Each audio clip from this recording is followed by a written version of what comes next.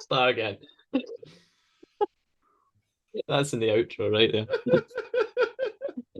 That's in the bloopers. That's in the bloopers. Defo. Good morning, good afternoon, good evening, whatever time you are watching this. Welcome back to the Since I Was Young podcast for all things Heart of Midlothian. We do hope you are all good and well. From myself and Alan. Quarterfinals of the Scottish Cup. Fantastic result just at the weekend there.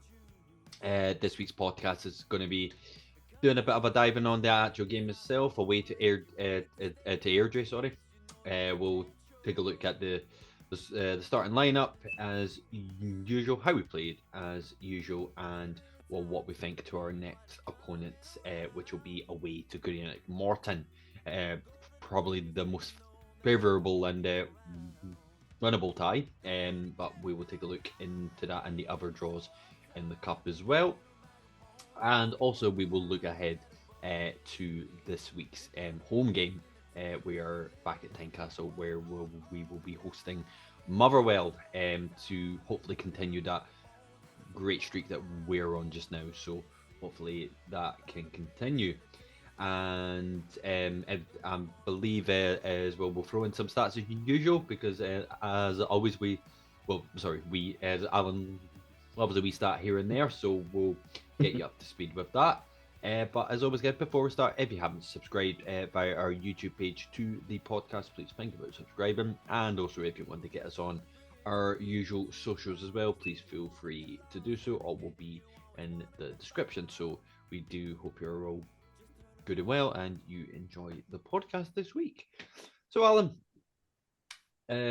most likely, I may be getting ahead of myself a wee bit, but most likely we'll have another trip to Handon this year, hopefully in the semi-finals of the Scottish Cup, where it would be our second semi-final this year. So, starting lineup, I mean, I guess we could obviously start with the man that was back in between the sticks, Craig Gordon. It was an interesting one, Alan, because like you text me just before the game as well with the lineup, and you're quite convinced, and it most likely seems to be that the Gordon will be the cup goalkeeper throughout this campaign and for while we're still in the cup competition. Nice to see him back again. Well, absolutely. I think they pretty much, like you say, they pretty much kind of acknowledged that Gordon will be the cup goalkeeper. And I think I remember hearing Naismith saying something along the lines of he thinks he can keep both goalkeepers happy, because obviously they'll both want game time because they both want to go to the Euros. So yeah, if Naismith has probably had a conversation with Gordon and said, look, you can be the cup goalkeeper if you get us to Hampden and win us a trophy. You never know. But yeah, it's. I was really happy. I expected Gordon to play purely because, as I say, I back him as the cup goalkeeper. But yeah, it's always nice to see Gordon, especially now. Absolutely, man. Absolutely. Were you kind of? I mean, it kind of goes without saying, because obviously he has been on a hot streak of form. But would you still consider the Gordon the club captain as such, even though he has been out with injury? Or, let's just say, for example, if Craig Gordon were to be put back in and to the starting lineup as general, like, would you be tempted to get back the captaincy back to Gordon, or do you think it is easier to kind of leave things as they are, as said at the start? Shankland, again, there hasn't been a week where we haven't mentioned them, in his hot break of form, to just keep him as the captain of the football club. Yeah, I think Shankland's the man with the armband now, and I think that's the most important thing. I think, as much as I'd love to see Gordon have it back, he doesn't really need it, I don't think. In the sense of, like, if he plays, he's a captain anyway. Like, he's not going to be I don't think the armband makes a huge difference Hmm. to Gordon, because he's got that experience and just be able to lead anyway. I think we've got a few players, to be fair, in the team, Yeah. and I kind of mentioned it last week about like players in their prime in terms of ages. There's probably a few players in that team that could have an armband on them if it got to that. But yeah, I think it's just easier. Plus, you don't want to run the risk of potentially upsetting Shankland. Like, we Yeah. want to try and do everything we can to keep him as happy as we can, which he seems to be at the moment, which is obviously a positive. But yeah, no, I think the right decision was made to give Shankland the armband at the time when obviously Gordon got injured. And it was interesting because I think Craig Gordon is still listed as the club captain. I could be wrong. I think we've got like both of them, Mm. or maybe Gordon's the vice captain. I'm not entirely sure, but yeah, it's Shankland's to lose, I think. But like talking about like the Airdrie game and stuff, like the lineup and that, I was actually I was happy to see the lineup that we put out. I don't know about you, Mm. but like Yeah, it was quite a I strong team, felt, no? yeah, like I think I can't remember if I messaged you or somebody else, but it felt like it was a team that, if I saw that lineup for a league game, I'd be happy. Like if we Mm. if we put that team out against Motherwell at the weekend, obviously I think Clark will come back in the goal, but I think if that 11 started against Motherwell at the weekend, I wouldn't be complaining about it either. So it was obviously a big bit of respect for Airdrie, and not taking them lightly, which is obviously massively important in a cup competition. Absolutely. And as you said as well, strong team and a very strong start in the first 22 minutes, I think it was, going 3 goals up, which effectively them killed off the tie at that point. Obviously, we can start with the first goal as well. As I said, that, like there wasn't ever gonna be a podcast without mentioning him.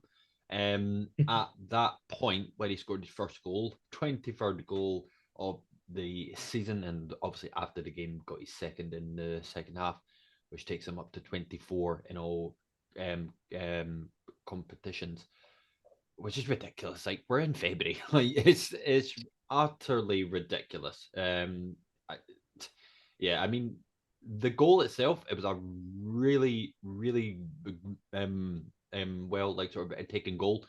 The bowling from Cochrane, like as well, was fantastic. I thought he had a really good game. I mean, most of the squad did, but like I think him in particular, I thought him and Dexter, they had the space to actually just go and bomb down the wide areas, which like I don't think Airdrie like sort of took it for granted as well. They just ran that left and right side all the game long, and obviously with Shanklin there to tap in for his 23rd at that point of the season. Um, yeah, I'm pretty positive they're going to make 30 goals this season, no?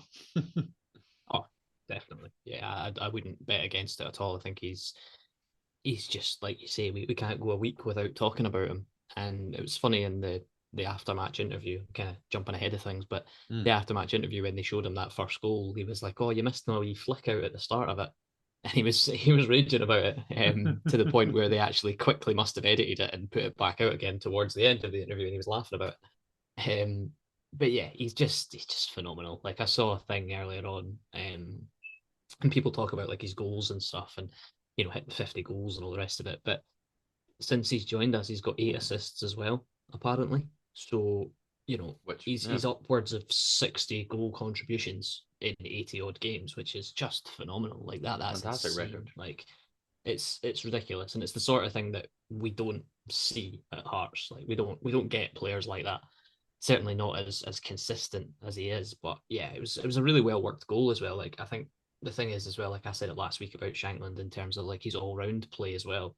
Mm. That goal kind of summed it all up. Like he's the one that flicks it inside and then he makes a run and the ball's obviously played to Cochrane and then Shankland's just in the box. Like Mm. he doesn't sprint to get in the box because even by his own admission he doesn't have a lot of pace. He's not exactly quick, but he gets there because he's intelligent and he knows exactly where he needs to be.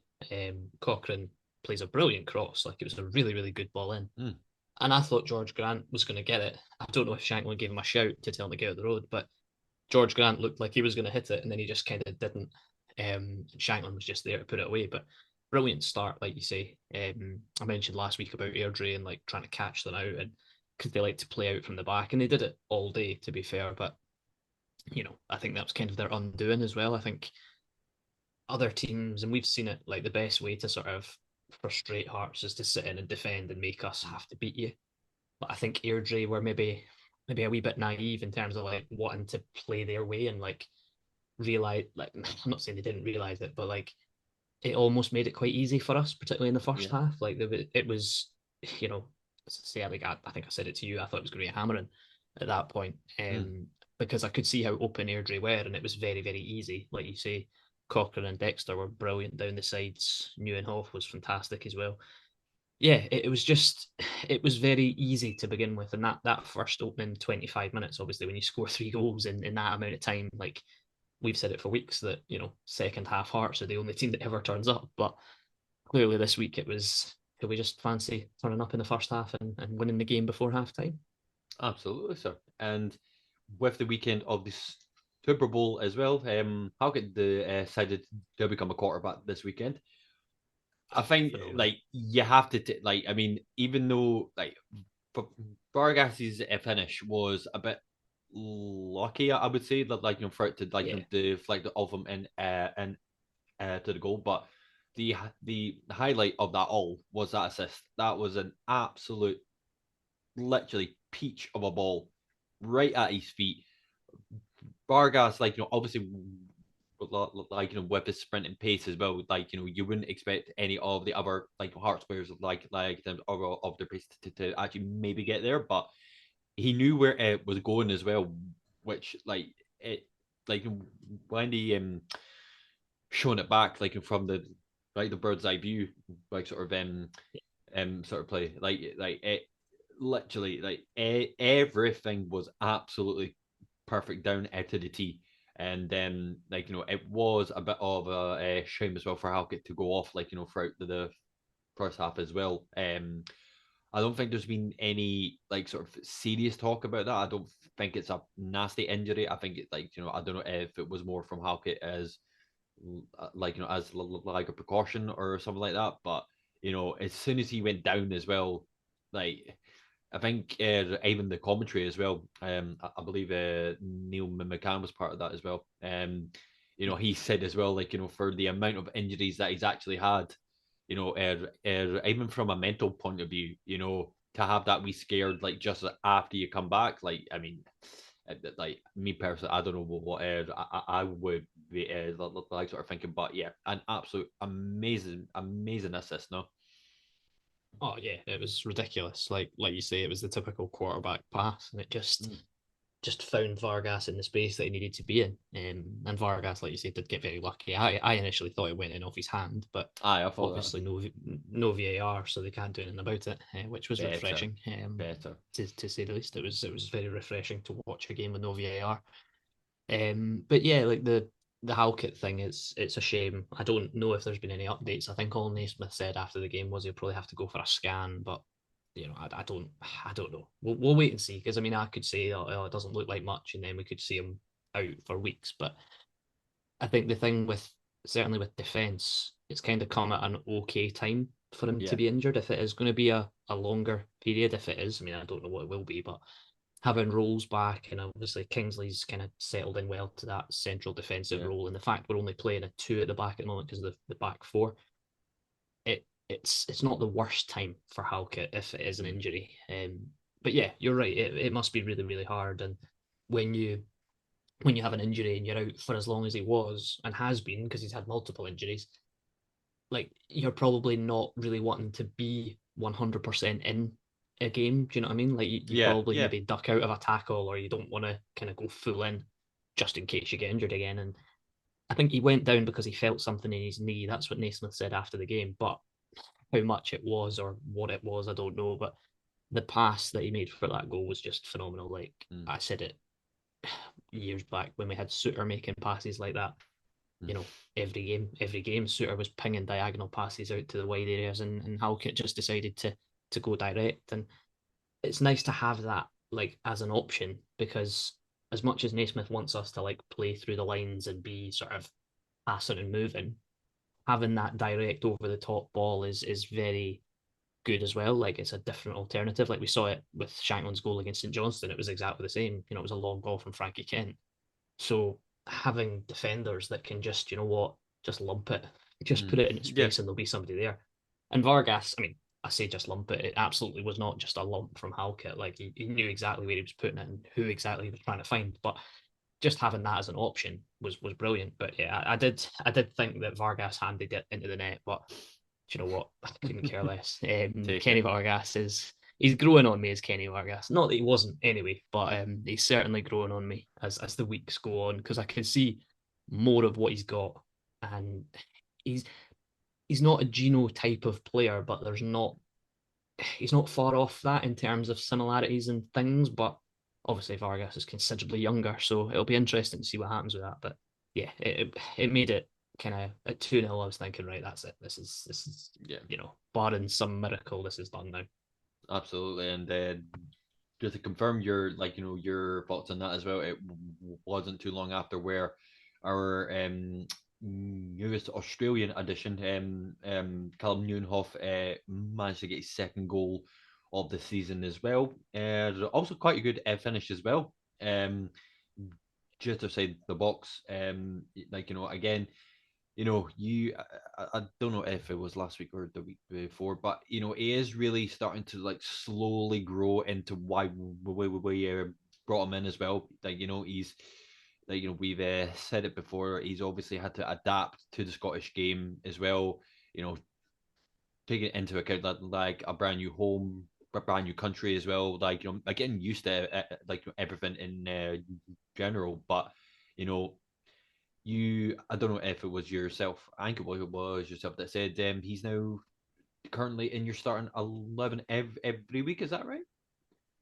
Absolutely. Yeah. Yeah, I think he's just confident right now. He's full of confidence and he's enjoying himself. And like you heard him after the game when he did the interview and he was walking off the pitch and he was like, I'm just enjoying having consistency and playing every week, and the faith and from the management is a big thing. Mm.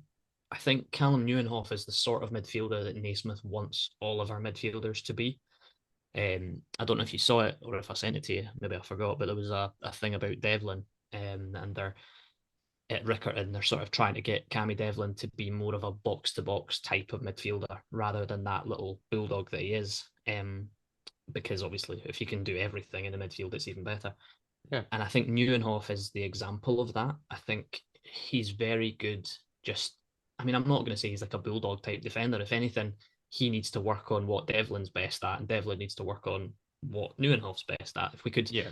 smash them together and make one fantastic all round Australian midfielder, that'd be brilliant. But hopefully they can both do it in time. But yeah, it's really refreshing for Nieuwenhof because I know at the start of the season he had quite a few people writing him off already and saying, "Oh, who is this guy? Mm. He's garbage. He's not good enough." But he's certainly shown, and I think somebody mentioned it at there was an evening I think it was last month or the month before, where they had the evening with the coaches at Tynecastle, and it was basically question and answer with like Naismith. I think Forrest was there, and I think McAvoy was there, and Stephen Naismith was praising Nieuwenhof and saying this guy's going to be he's going to be a big player. He's going to do really well for us, and he was really really fond of him, and I think it's nice to hear that, and then it's nice to see that he's playing him every week because it's because he deserves to play. Like he's Yeah. doing really well. So yeah, it's nice to hear that he's actually developed and improving a lot. Um, he also said in the interview I saw an interview after the game where he was talking about he carpools to training with Kenny Vargas. He's apparently helping Kenny with his English and Kenny's helping No. Callum with his Spanish. So it must be quite interesting conversations there. But yeah, I like Nieuwenhof. Like he comes across as like a sort of quiet guy and just kind of goes about his business. You know what I mean? It doesn't seem Mm. like he's like a Cammy Devlin type personality, but he just seems to just be sort of that sort of calm, quiet guy in the Yeah. midfield, and I really like that about him. But yeah, the goal was brilliant.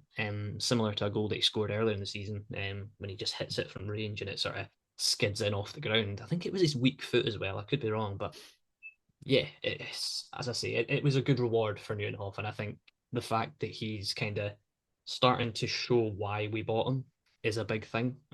But yeah, like you said, I would put him certainly on my team sheet every week. You know, I said last week that Alan Forrest is probably the second name on the team sheet, but maybe that's just bias from me.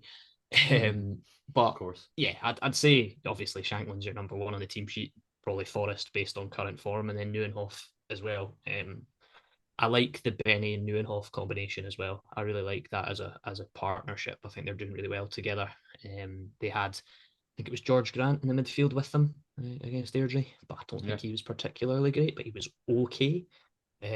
But yeah, the two of them just look very, very settled together, which is why obviously the likes of Devlin, who was back on the bench, and Denham and Macaulay Tate are all kind of going to have to scrap and try and fight to get in, which is obviously a massive, massive bonus to have. Of course. And like in that sense, well, I know we're going like to backwards a wee bit, but like to have like I agree like in the sense that Neuenhoff looks to be our kind of all rounder, like sort of midfield player. As we said, like if we were able to kind of Frankenstein, like Cammy's like sort of bulldogness and Haring's pinpoint, like sort of zings and Benny's kind of composure, like etc. To be one hell of a fucking player. But as we got closer to the end of the first half, obviously Airdrie did get a goal back as well.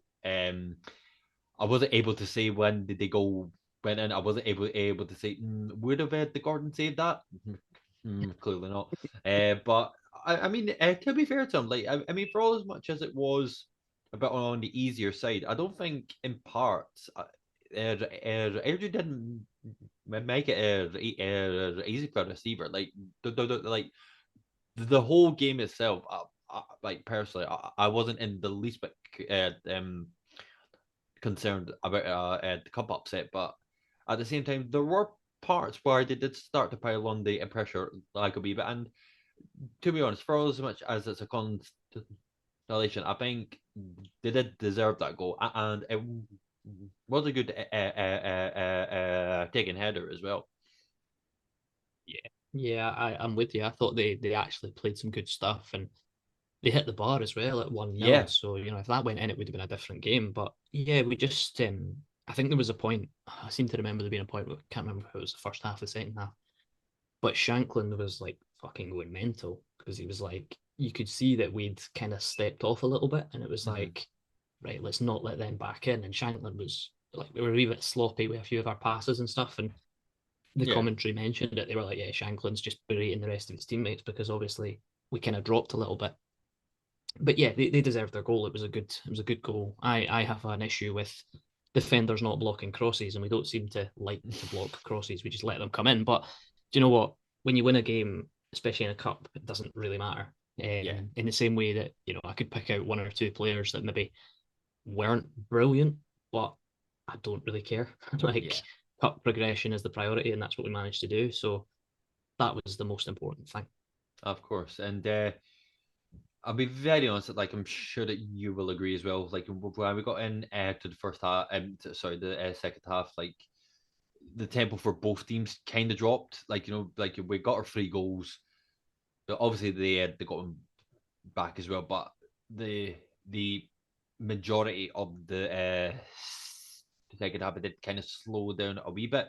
And obviously it was Yeah, nice to see your like I don't know how many main mans you've got now, but obviously it was nice to see Atkinson back as well. Like and like as we were talking about Halkett as well, and that I kind of wouldn't say like for like, but that equalness and quality in the different areas, with roles coming on for him.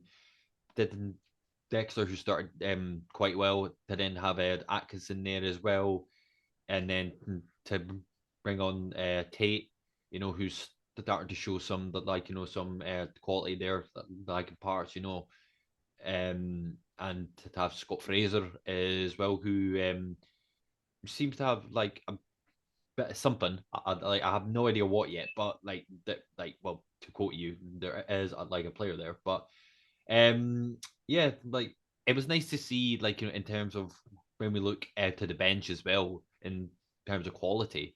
That's also been a wee bit of an issue, like throughout the past few years, where when we look at like, out to the bench to change a game, we didn't really have a lot of options. But in terms of, like, if we want to rotate as well, that quality is still there as well. So it's nice to see in that general aspect. But as I said, like, the only kind of highlight of the second half was, of course, Shanklin's 24th goal of the season. Yeah, there's not really much to talk about that apart from he will get 30 goals this season. So, but 100%. yeah, like 100%. So yeah, uh, absolutely delighted with the result, as I'm sure you are as well. And we can take a look to the draws. Because I didn't actually know it was made like as the game started as well. I was like, all right, okay, fantastic. So we probably got the easiest draw out of the whole like, well, draw. So obviously, like, with it being away from home, granted that is a tiny setback, but I don't fear, like, going away to Capello. Is that right? Going to Martin. So with the draw in full, so obviously it's us and Morton. Uh, Celtic have been drawn at home to Livingston, of course. Aberdeen versus Kilmarnock, which I think will be a tasty one as well, with Guinness heading back to Bataudry, and also with Neil Warnock as well, as we talked about last week. And probably the pick of the draw, arguably, is Hibs at home to Rangers. You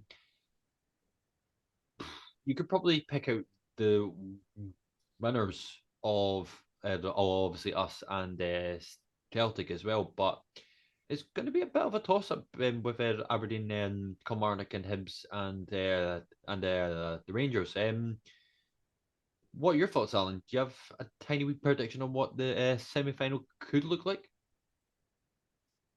I think, like you say, we got probably the best draw. I would have taken Livingston at Tynecastle, or I would have taken Morton at Tynecastle. But I think the only issue I have is obviously going away from home. And Morton beat Motherwell in the last round. Mm. And Morton very much looked like the Premiership side, and Motherwell very much didn't. So, you know, we should, well, I mean, we will be the favourites despite going away from home. But I think similarly to Airdrie, I think we're going to have to give them the full respect that they deserve, because getting Oh in yeah, for the of course. last 8 of the Scottish Cup is quite an achievement. Mm. And I don't think that the one thing that I will say, like I mentioned about Airdrie being quite naive in the way that they played, I mean, it was admirable because they were trying to play good football. I don't think Morton will do that. I think Morton are a bit more savvy than that. Doug Emery, the manager, like they're going to be a bit more like a typical difficult to break down type of side.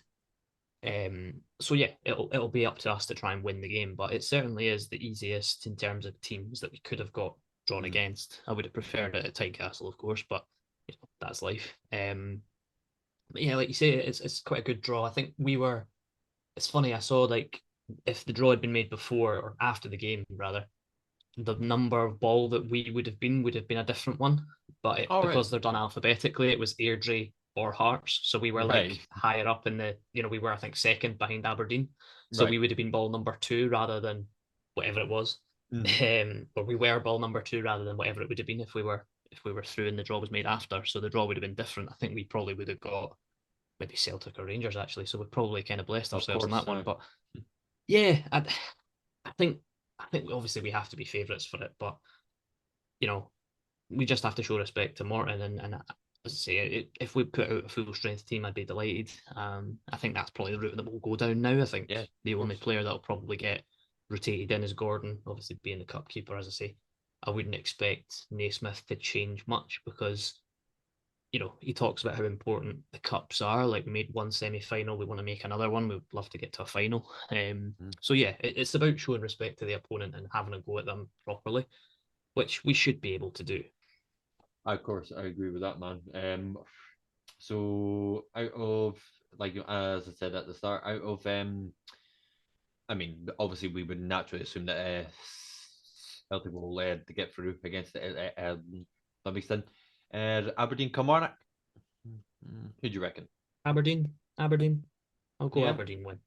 Yeah, I think the and Neil Warnock effect will get something out of them. okay, fair enough. And they kind of the tricky one as well. Like I know that's quite a bit weird, like in terms of how good they've been playing and the consistency that the Rangers have shown in terms of since the Coman came in. But you know, Hibs could show up in that game. Yeah, Hardly likely, but they could. So any thoughts on that one as well? and that's a tough one because Hibs do Right? raise their game against Rangers. They tend to show up a bit more against Rangers for whatever reason. They tend to show up against the old firm in general. Hibs do, but yeah, I mean, I can't sit here in good, honest faith and back a Hibs win. So, I No, can't deal with that. So yeah, I'd go for Rangers obviously in that one. But fair it enough. wouldn't surprise me if it went either way. Yeah, no, man, exactly. I mean, just before we get in into the stats as well, a nice, tasty one. Just saying here that Hibs haven't won a league game since the 9th of December, which was against Aberdeen. It's nice to start off your stats like that against your arch rivals. I know Yeah. you've made a wee list, Alan. So please hit me with those fucking beautiful stats, sir. Well, that game that Hibs won on the 9th of December, they proceeded to sing about Hearts falling apart. As you say, they have not won a game since then, and we have not lost a game since then in the league. So that's fallen apart. Never felt so good. In terms of things to reel off, the club posted them as well. It was 12 away wins in all competitions, which is the most that we've managed since 1991-92 season. Since I was born, like it's insane. it's crazy, isn't it? It's crazy when you 32 look at it like years, that. like ridiculous, That's man. mad though. When you look at it like that, and you think there'll be people listening to this right now that were not born then. So that's Ridiculous. mad. Also, it was our seventh straight win in all competitions. It made us go 11 games unbeaten. And yeah, it's just nice because every week we seem to be talking about, oh, this is X number of games that we've gone unbeaten, we've broken another record, and Naismith puts a lot of emphasis on that, and it's important because clubs like Hearts, you shouldn't be looking at the record books going, we haven't won 6 games away from home for 15 years. Do you know what I mean? Hmm. Things like that shouldn't happen. This No, this run of form has been amazing. Don't get me yeah, wrong, but this should be the norm. Like this should be what we should be able to do. And like one thing I'll just quickly say before we move on to the next, but one thing I've noticed about Naismith a lot recently, he's always saying, "We're a good team. We're a good team. We've got good players. We're a good team." And it's like he's players will probably go into training thinking, "Yeah, we are a good team," and they'll go into games thinking, "Yeah, we are a better team than this team we're about to play."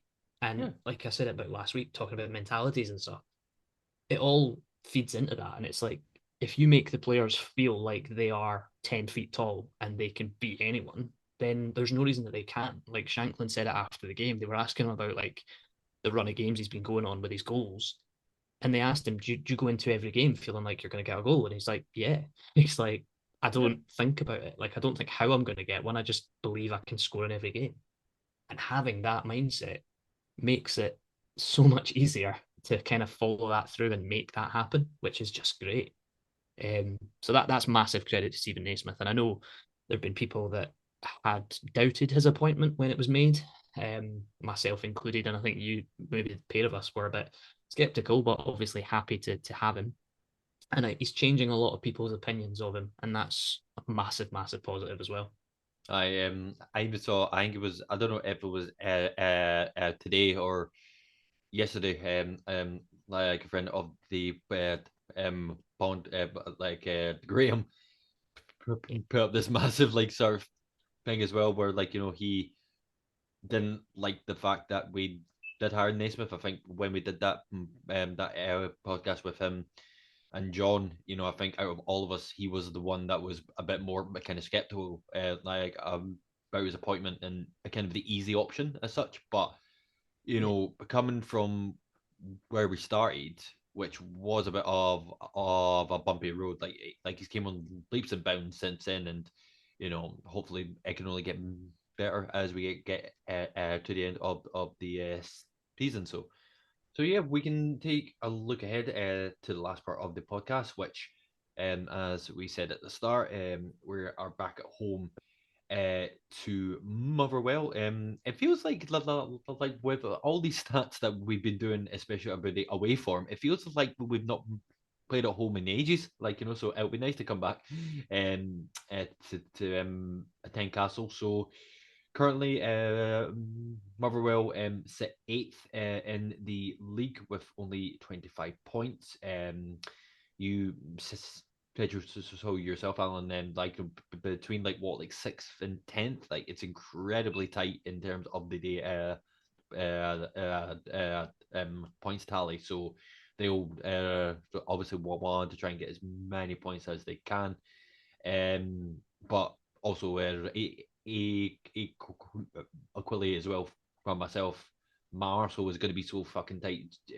I'm hoping not that Halliday doesn't score against us as well. That would break my heart. That would genuinely break my heart. But yeah, and as you said, Alan, confidence is high right now. Are you kind of now expecting us to win? Even though, we've mentioned as well, like Tynecastle hasn't really been the fortress as such, this year, but again, the away wins, I guess you could say have kind of compensated for that. But yeah, are you with Halen and confident this weekend? Yeah, I'm confident, but I think, like you say, it's been a while since we've been at home. Yeah, Well, it feels like a while. There's been yeah, quite a few games in the last 2 weeks, but yeah, it'll be interesting to obviously see how that away form translates to being at home, and how we play and how we set up. But I think we'll go back four again. I think the back three has kind of been binned off for the time being because we've set up in a back four most weeks now, or most games rather. So it wouldn't surprise me if we stuck with that. yeah. Yeah, listen, I'm as confident as I can be because we know. It's funny because I'm sitting here saying we know what Hearts are like, but this current Hearts team is not what we know Hearts are like. Like, Right. we don't do running wins like this, and it's been amazing to be on this run. But you can't take it for granted. Like, Motherwell, for as much as they've not had a brilliant season, they had the boy on loan from Arsenal, Beereth, that did really well for them at the start of the season. Then got recalled in January and sent to another club abroad. So they've had to kind of change their team around a little bit. That's Theo Bear. He looks like a decent little player, striker. He's got 8 goals in the league, or 8 goals overall so far, which is funny. Like when you say, "Oh, a striker's got 8 goals in all competitions," it doesn't sound like a lot, but that's because we're used to Lauren Shanklin Fucking scoring Shankland. 20 odds. Do you know what I mean? But like 8 goals in all competitions at this point of a season is not bad. Motherwell also play on Wednesday night, so whether this is Wednesday when this is uploaded or if it's happened already, we'll see. But like I said, the gap between the teams that you mentioned is large. Like, it's very small. There's a 5 point swing from 10th to 6th or something like that. Jesus. So it'll be very, very interesting to see what happens at the bottom end of the table. Obviously, delighted that we don't have to worry about that, and yet our potential rivals for third place do. Um, so yeah, it'll be very interesting. I think Blair Spittle as well is another player that does always seems to turn up against Hearts. Like, whenever I've seen him play against us, he just seems to just do things. But yeah, I have confidence in this team. And the thing, like you say, and like I said before, they all have confidence in themselves, and that's a huge thing. Mm. So yeah, no, I expect us to win, because that's where you're at right now, though. That's the Yeah. thing, and it's dangerous to an extent, but at the same time, you know, I do expect a win. Like we have to, we're at Tynecastle. We have to go out there and expect to get the win. That is the mentality that Naismith will be saying. It's like all well and good that we've been winning games away from home, which is something that we haven't done as consistently as this for a while, as I mentioned earlier about the most away wins in all competitions since 91, 92. It shows you that we're not accustomed to winning away from home. So now we've kind of done that and we've got to a point where we're winning away. We have to get to that point and say, well, let's get Tynecastle back to being a place where teams don't want to come and play and don't like to play. Because I remember through the years, and you always hear like footballers that have retired when they get asked the question, where was your least favourite stadium to play? Loads of them say Tynecastle because the fans are on top of you. It's always a difficult game. And for years, Tynecastle's never really had that aura anymore of that ground where you don't want to come to. So it would be nice to kind of try and get that back and, make Tynecastle that place that clubs feel like they're beaten before they've even got there. Yeah. Like you're trying to, obviously, we don't want to be like an old firm, but you're trying to sort of have that similar mindset of it doesn't matter who we're against, whether it's home or away, we want to control the game, we want to win. Absolutely. And I believe in terms of a points tally, if my memory serves me right, would that take us up to 50 plus, or would that be 40, like 8 or 49? Again, like, I think it would be, oh no, actually we're already on 48. I'm getting aye, my so there muddled you up go. because obviously we did the last podcast prior to the St Johnston game. So I'm sitting here going, we're still on 45. No, we're on 48 now. So So there you go. So to have 50 plus points by this point in the middle of February, again, like, I could be on 60 plus by the end of this month as well. So, as we talked about last week as well, in terms of what kind of points tally you would want to have in terms of third place being wrapped up. Like, I mean, as each week goes by, it just seems to be getting quicker, like in the quicker, and that points tally just seems to be rolling up very quickly. So, if we can make it 51 this weekend, I'd be absolutely delighted. So, in that same sense, Alan, what is your prediction for this weekend against Motherwell? I'm going to go for 2-0 to Hearts. I'm going for a 2-0 home win. Ooh, I'm gonna say 3-0 with Andy Halliday to go an own goal. I'm gonna go with that.